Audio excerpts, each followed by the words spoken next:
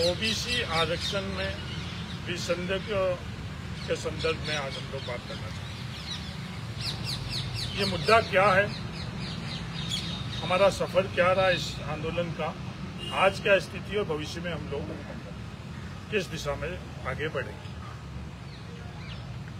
ये मुद्दा क्या है, बड़ा दुर्भाग्यपूर्ण बात है कि आज हमें इस मुद्दा क्या है वो वापस से बताने की आवश्यकता पड़ी। निरंतर 18 अप्रैल 2022 से हम लोग आंदोलन कर रहे हैं, लगातार प्रेस कॉन्फ्रेंस कर रहे हैं। मैं खुद व्यक्तिगत तौर पर उस दिन से इस मुद्दे के संदर्भ में कई दफे बता चुका हूं, उसके बावजूद भी आज वापस सवाल उठ गया 9 तारीख को कि ये मुद्दा क्या है। इसके संदर्भ में कई प्रकार के सवाल उठे। हम लोगों ने सरकार के सामने, प्रशासन के साथ, मीडिया के मार्फत और आंदोलन के माध्यम से सड़कों पर ये मुद्दे को बड़ा स्पष्ट तौर के ऊपर हमने बताया। उसके बावजूद भी ये सवाल उठना दुर्भाग्य। 17 अप्रैल 2018 को राजस्थान सरकार ने एक परिपत्र जारी करके नियम बनाया पूर्व सैनिकों के संदर्भ में। राजस्थान के अंदर पूर्व सैनिक का आरक्षण निर्धारित है। ज्यादातर नौकरियों में 12.5% है। अपवाद स्वरूप जो आरएस और अलाइड सर्विसेज है उसके अंदर 5% है। 12.5% के संदर्भ में और 5% के संदर्भ में जो 2018 को नियम बनाई, उस नियम के कारण आज ये स्थिति बनी हुई है जो गलत नियम कि आज ओबीसी के छात्रों को पिछली भर्तियों के जो परिणाम निकल रहे हैं उसमें कई भर्तियों में 0, कई भर्तियों में 1, 2, 3% तक ही 21% का रिजर्वेशन होने के बावजूद उन पदों के ऊपर उनकी नियुक्तियां हो रही। ये नियम में संशोधन हो और नियम महिला आरक्षण के तर्क पर, जो हॉरिजॉन्टल आरक्षण है उसके तर्क के ऊपर भूतपूर्व सैनिकों का भी आरक्षण हो, ये हम लोगों की मांग। अब ये सवाल 2 प्रमुख उठाए जा रहे हैं। पहला कि दूसरे प्रदेशों के अंदर क्या नियम है, तो मैं आपके माध्यम से प्रत्येक व्यक्ति को ये बताना चाह रहा हूं, उनमें दुर्भाग्य से जो नीति निर्धारक है उन लोगों को भी इसकी जानकारी नहीं है। उनको भी वापस मैं बताना चाह रहा हूं कि ये तमाम बने हुए हैं। चाहे उत्तराखंड के नियम है, उसकी प्रति मेरे पास है, किसी को चाहिए तो मैं बता दूंगा। मध्य प्रदेश के नियम है, पंजाब के नियम है, हरियाणा का नियम है, एसएससी जो केंद्र सरकार के नियम है, मिनिस्ट्री ऑफ पर्सनल के ये नोटिफिकेशन है, उनके नियम, किसी का भी ये नियम है। तो ये जो सवाल उठाया जा रहा है, सर आपको इंटरप्ट कर रहा हूँ मैं, सॉरी बीच में, लेकिन एक बार आप ये बताइए कि मैं एक बार पहली बात कर लूँ, उसके बाद मैं आपके हर सवाल का जवाब दूंगा। तो ये सवाल उठाया जा रहा है। दूसरे ये सवाल उठाया जा रहा है कि भूतपूर्व सैनिकों के संदर्भ में लगातार हम लोग ये बात कर रहे हैं, नियमों के आधार पर कर रहे हैं, आंकड़ों के आधार पर कर रहे हैं, जो रिजल्ट आ रहे हैं उनके आधार पर कर रहे हैं। 12.5% भूतपूर्व सैनिकों के आरक्षण में एक पद भी इन नियमों के संशोधन की मांग के संदर्भ में उनका कम नहीं होगा। ये दोनों सवाल जो उठाए जा रहे हैं उसका व्यक्तिगत तौर पर मैं कहना चाहता हूं, ये दोनों का कोई भी आधार नहीं। इस मांग के संदर्भ में मैंने व्यक्तिगत तौर पर खुद जब कभी भी आप मांग के लिए अपना स्टैंड रखते हो तो आपका कर्तव्य बनता है कि एक तो फैसले करने वाले व्यवस्था से आप संवाद करो और एक जिस संस्था से आप जुड़े हुए हो उस संस्था के मुखिया से आप बात करो। तो मैं कांग्रेस पार्टी से जुड़ा हुआ हूं। यहाँ के प्रदेश अध्यक्ष गोविंद डोटासरा जी से मैंने जाकर इस मांग के संदर्भ में बात करी।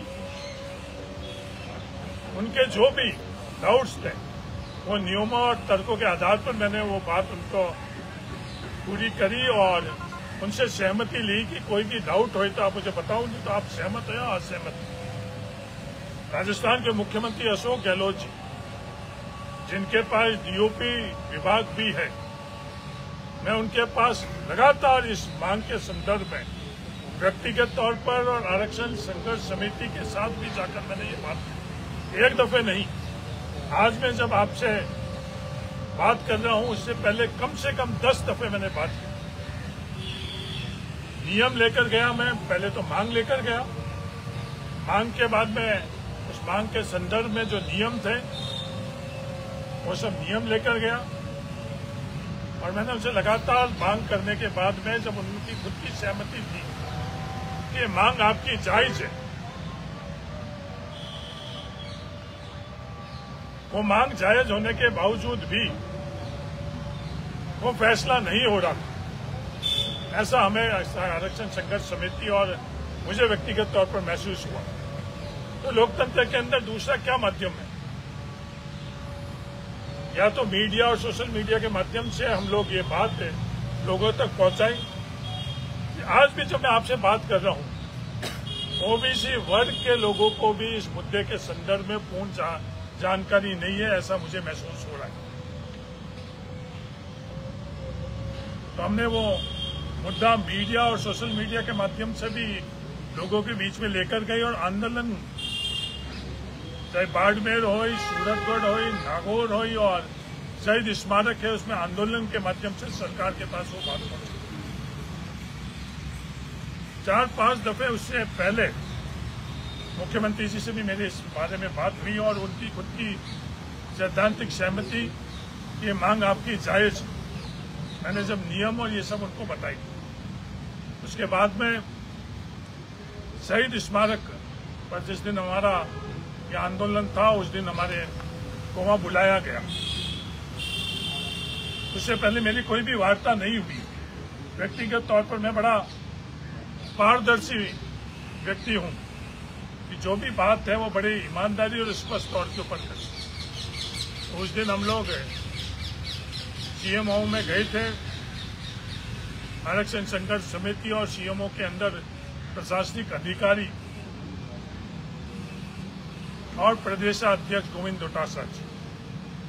डोटासरा जी को हम लोगों ने नहीं बुलाया। सरकार ने गोविंद डोटासरा जी को उस दिन बुलाया और वो भी उस कक्ष में मौजूद थे।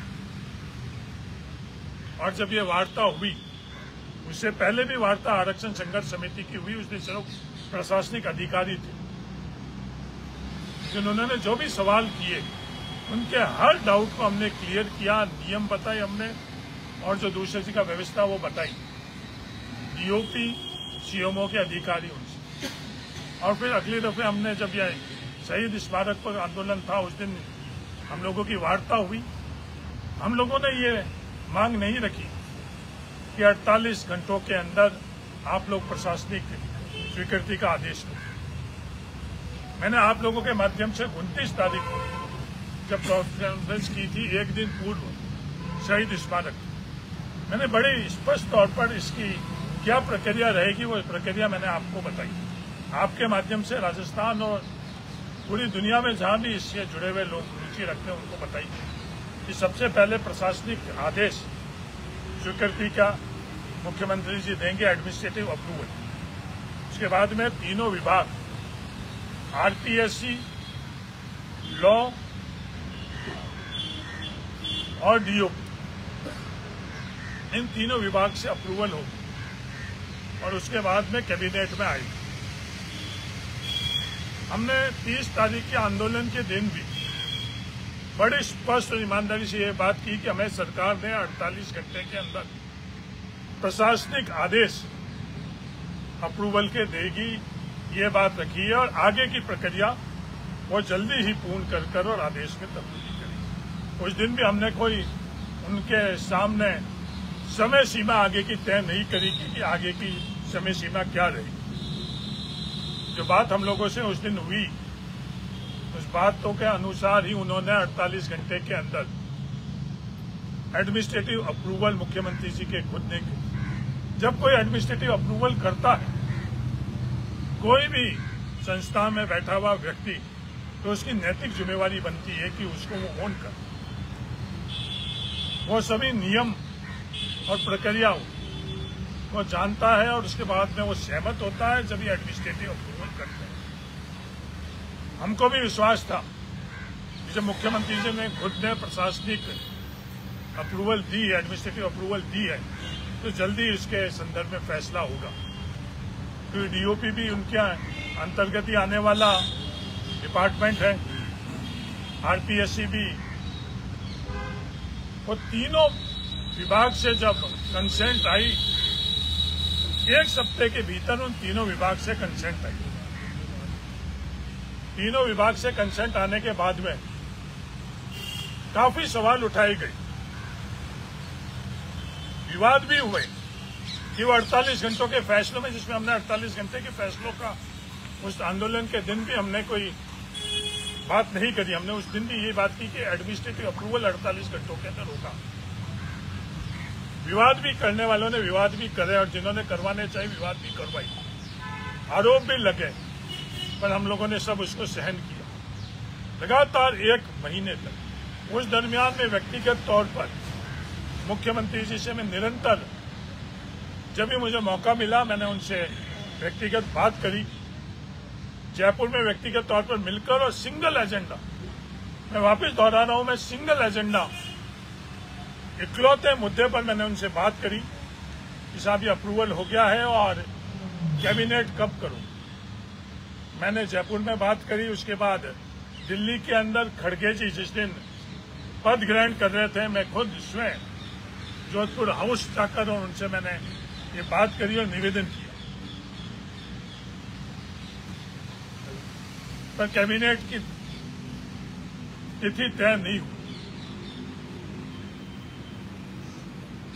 मैंने उनसे जुड़े हुए लोगों से भी निरंतर बात करी कि जल्दी आप कैबिनेट की बैठक बुलाओ। अंत में 8 तारीख को मैं खुद हिमाचल प्रदेश में था। 8 तारीख को माननीय मुख्यमंत्री अशोक गहलोत जी भी हिमाचली थे। मैं स्वयं उनके पास गया, मध्य रात्रि को उनसे मेरी मुलाकात हुई और वापस उस दिन मैंने इस मुद्दे के संदर्भ में जल्द से जल्द कैबिनेट बुलाने की उस दिन भी बात की। उन्होंने मेरे को उस दिन बोला कि मैं जल्दी ही कैबिनेट बुलवाऊंगा, कल ही कैबिनेट बुलवाऊंगा। उस मुद्दे के संदर्भ में भी उनका यही राय थी कि ये मुद्दा बिल्कुल सही है, और जब एडमिनिस्ट्रेटिव अप्रूवल उन्होंने दी है तो अपने आप ही प्रक्रिया के अंदर भी उनकी नैतिक जिम्मेवारी भी बनती है कि उस मुद्दे के ऊपर वो आगे की जो प्रक्रिया वो पूरी करे। तो मुझे विश्वास था, विश्वास ही नहीं था, मुझे अति विश्वास था कि ये जल्दी इस संदर्भ में कैबिनेट की बैठक बुलाकर और इसको करा जाए। अगले दिन कैबिनेट की बैठक तय होती है। उस बैठक के अंदर ये मुद्दा डफर होता है। मैंने मेरे व्यक्तिगत जो सोर्स थे उनसे पूछा कि ये कैबिनेट के अंदर क्या हुआ, तो मुझे बोला गया कि ये डफर हुआ। मैंने ये भी किसी से नहीं पूछा कि किस कारण डफर हुआ, किस व्यक्ति की मांग के कारण हुआ, क्योंकि जब हमने पहले दिन से ही ये बात सैद्धांतिक तौर पर तय की थी कि इस मुद्दे में हम किसी भी प्रकार की राजनीतिक विचारधारा और व्यक्ति, वर्ग, धर्म और जाति के आधार पर कोई विवाद नहीं चाहते हैं, तो कोई व्यक्ति इससे सहमत हो असहमत हो उस विवाद के अंदर हम लोग नहीं पड़ना चाहते। तो ये डेफर होना ये बहुत दुर्भाग्यपूर्ण। ईमानदारी से मैं बात कर रहा हूं आप लोगों से। डेफर होने के बाद में पूरी रात बीती और सुबह तक मैं कुछ शौक भी था, जो मैंने ट्वीट के माध्यम से मेरी भावना इजहार की स्तंभ, और मुझे समझ में भी नहीं आया, अभी तक मुझे समझ में नहीं आ रहा है कि माननीय मुख्यमंत्री अशोक गहलोत जी ने ये डेफर क्यों किया। कि डेफर करने का अधिकार कैबिनेट के अंदर या तो बहुमत में कैबिनेट के मंत्रियों के पास होता है या मुख्यमंत्री जी जो चेयर करते हैं उनके पास होता है। राय रखने का अधिकार हर कैबिनेट के सदस्यों को है, कैबिनेट जो मंत्री है उनको है। पर राय रखने के बाद भी अगर कैबिनेट चाहती है तो वो उसको फैसला करना का प्रावधान है। ज्यादा से ज्यादा वर्स्ट केस में क्या होता है, नोट ऑफ डिसेंट लगा। नोट ऑफ डिसेंट कोई भी मंत्रिमंडल का सदस्य उससे सहमत नहीं है तो लगा सकता है। इसलिए डेफर करना जो जायज मांग है, निरंतर हम लोग जो संवाद कर रहे हैं और किसी भी स्तर पर कभी भी हमें ये नहीं बोला गया कि आपकी मांग गैर वाजिब है, आपकी मांग से किसी के अधिकार कम हो रहे हैं। इस प्रकार की हमारे सामने कोई भी बात नहीं। फिर एक नया विवाद खड़ा हुआ। ये विवाद आरक्षण संघर्ष समिति ने नहीं खड़ा किया, ये विवाद व्यक्तिगत तौर पर हरीश चौधरी ने भी नहीं खड़ा किया। मंत्रिमंडलीय बैठक के अंदर किसने विरोध किया, ये बात हम लोगों ने में से किसी ने नहीं। ये बात कैसे आई, किसने करी, उनकी मंशा और मकसद क्या, ये बहुत बड़ा सवाल है। किसी एक व्यक्ति को के ऊपर आरोप लगवाकर, उसको बदनाम करके, उसको विवादों में डालकर किसका मकसद हल हो रहा, यह आज भी मुझे समझ में नहीं आ रहा।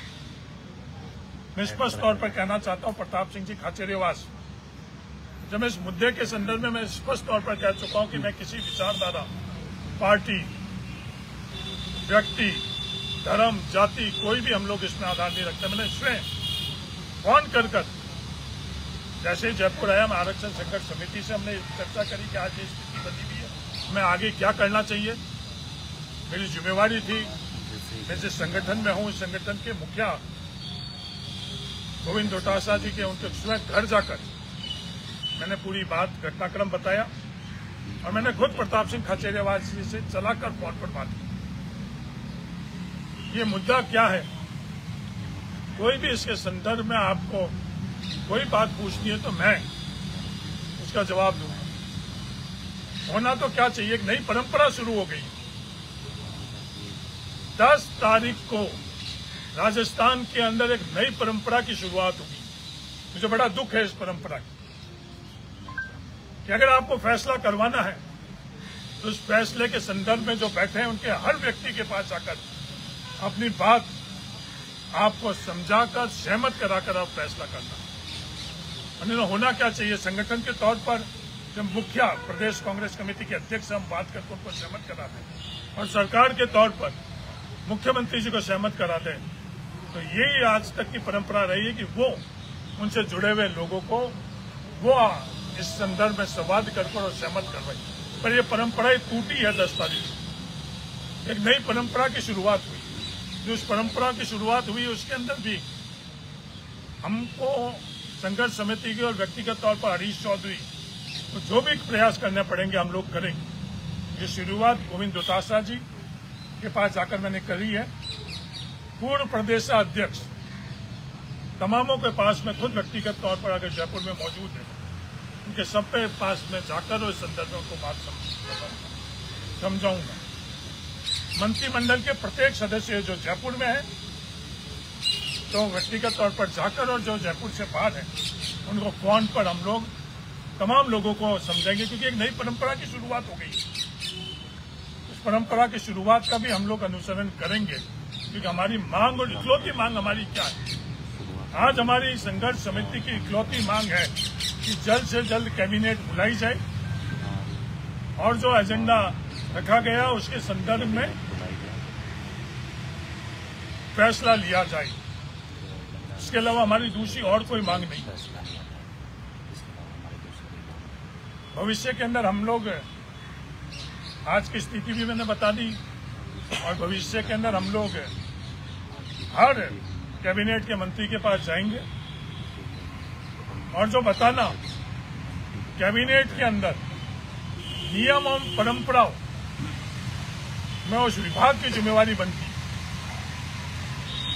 वो उनका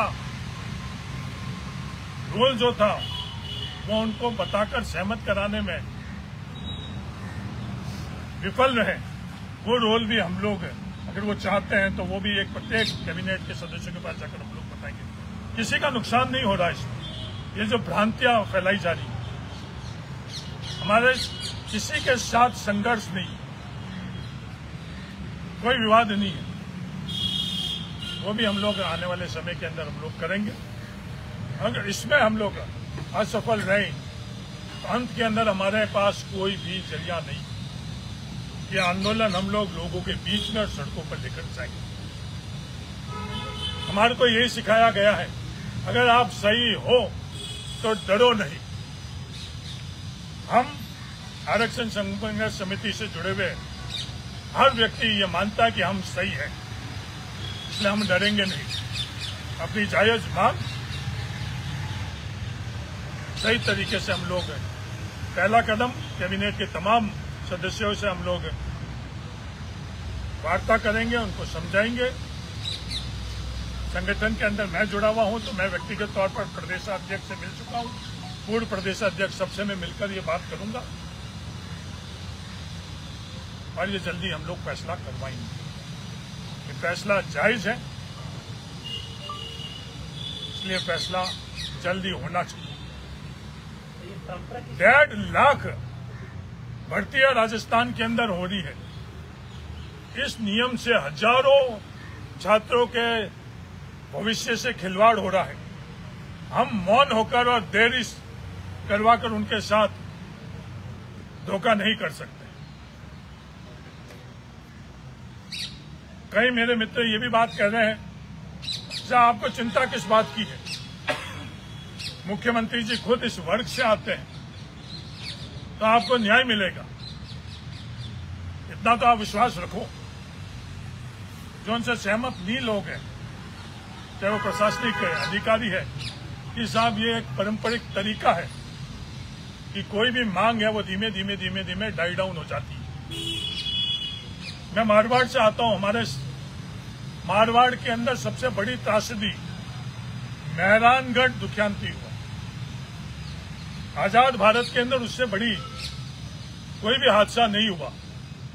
उसके संदर्भ के अंदर पूरी भी जो आयोग बना, आयोग के संदर्भ में सब जो प्रक्रिया हुई, और वो मुद्दा आज धीमे धीमे डाई डाउन हुआ है लगभग।